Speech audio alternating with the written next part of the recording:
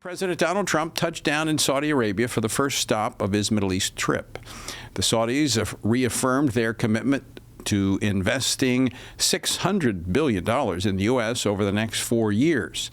During his speech that followed that in Riyadh, President Trump called on other, quote-unquote, responsible nations of this region to seize the moment and make deals to craft a new future for the Middle East. Well, here at home, the Congress is investing all of their time and energy in advancing the president's one big, beautiful bill. Joining me now to talk about this, Congressman Marlin Stutzman, a member of the House Budget Committee. He represents Indiana's 3rd Congressional District. Congressman Stutzman, welcome back to Washington Watch. Good to see you. Tony, great to be with you this afternoon. Well, let me first get your response to the president's remarks in Saudi Arabia. Well, first of all, we have the strongest negotiator, the strongest diplomat in President Trump from the United States since Ronald Reagan. And the fact that he has been the leader on the Abraham Accords in his first term, it has definitely is proving out to work like we had hoped, and that there would be more peace in the Middle East than what there has been. One of the lines that he mentioned today that I thought was really kind of hit the nail on the head was when he said, "We want commerce over chaos." And so far, that we're seeing some success with that. And of course, not that we are, we want to see peace throughout the Middle East for every country there, but with our ally Israel, they've obviously been the target from a lot of the countries around the Middle East.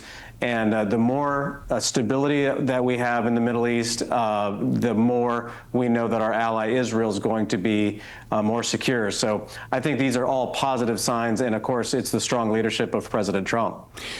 In his remarks, I think, kind of made references back to the Bush administration and those that have undertaken nation building in the Middle East, which, personally, I was very vocal about. I don't think it was a good idea. I don't think the seeds of democracy take root very well in the soil of the Middle East. It has a different view. But the president, as he was articulating today in Saudi Arabia, suggests that economic principles will fill that void and bring about peace. Does that work with a society that's driven by a totally different ideology? Well, I think it does to an extent. I visited Saudi Arabia back in 2014, and it was back when, not that we've ever are going to forget 9/11, but there was still, that was, much closer in our rearview mirror than today. And we had a lot of conversations about that. One of the things that I find interesting in the Middle East is that they don't want to do business with China. We heard that repeatedly, even in 2014 in Saudi Arabia, that they were looking to the United States to do business. And of course, we said, look, we're open to commerce, but you can't be allowing there to be any sort of jihadi camps training to attack the United States or any of our allies, for that matter.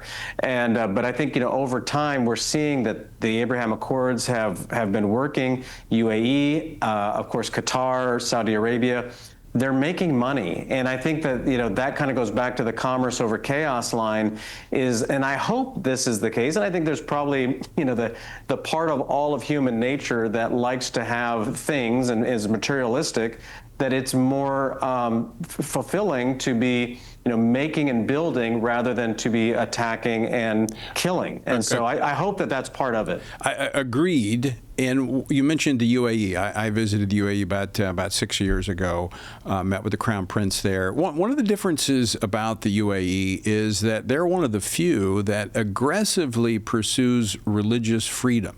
You can now it's for expats that can do that, but they're more open to religious freedom. Like Saudi Arabia doesn't have a single church, and if we're going to talk about freedom, economic development, I think religious freedom. And this is not based upon just personal preference. There is a lot of studies that have shown that where religious freedom exists, there's economic opportunity, there's stability. I'm not hearing that as a part of the conversation. Well, that was one of the things that we did recognize in Saudi Arabia. We were not taken, as Christians, we were not taken to Mecca or Medina, the Muslim holy cities. And so I think there's still a long way to go, even with Saudi Arabia. And, as an American Christian, I am going to always fight for religious freedom, because if you believe in your beliefs, you shouldn't have any problem if somebody else believes differently than you. Let's have that marketplace of free thought and ideas. And even when it comes to our spiritual lives, that I'm willing to sit down and talk about my Lord and Savior Jesus Christ with anyone of any faith. And I'm not going to be offended if they don't believe exactly how I believe, but as long as we can have an open dialogue, I think that's important. So I hope that that is the direction they go. Of course, Qatar and UAE are somewhat different. I think that the Saudis, of course, feel very like they are the protectors of Islam. But I'm hoping that President Trump just continues to push for free markets and free ideas and freedom of religion. Congressman Stutzman, continue kind of on that line. The president today announcing lifting of sanctions over Syria. Now, you recently traveled to Syria and met with the new president, Ahmad al-Sharaa, and give us a little insight there. This is a guy who was connected to ISIS, al-Qaeda. He's now the de facto ruler of Syria.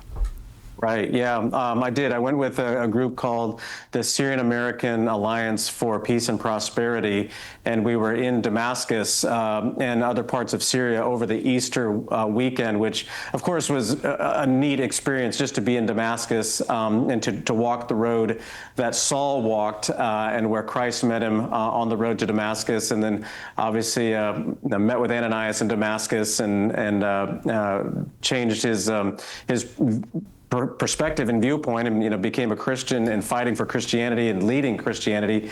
And so here you have Damascus as one of the holy cities of Christianity. And we met with the interim president, President al-Sharaa, to talk about what is his vision. And we talked a lot about freedom, human rights, women's rights, religious rights. Syria is very diverse.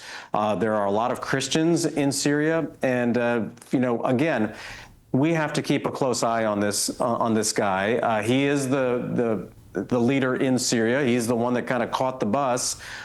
Is he the guy that we would have chosen? I don't believe so at all, but he is now the leader. Thankfully, Assad is gone. What the Syrian people experienced with Assad is just incredibly sad, that you would have millions of people killed, but also maimed and tortured and brutalized into prison. But hopefully we can see Syria move the right direction. He talked about keeping Syria unified and free.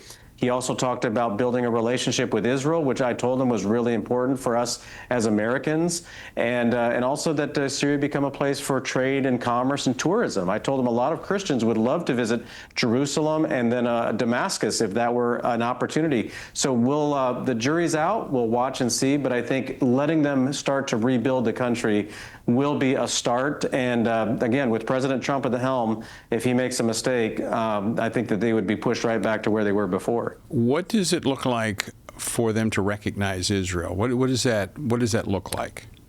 So as I visited with him for about an hour and 15 minutes there in his office at the palace that Assad had built, I said, look, the relationship with Israel is critical for the United States, and it's just not one that's going to ever change. And what do you believe Syria's relationship looks like with Israel?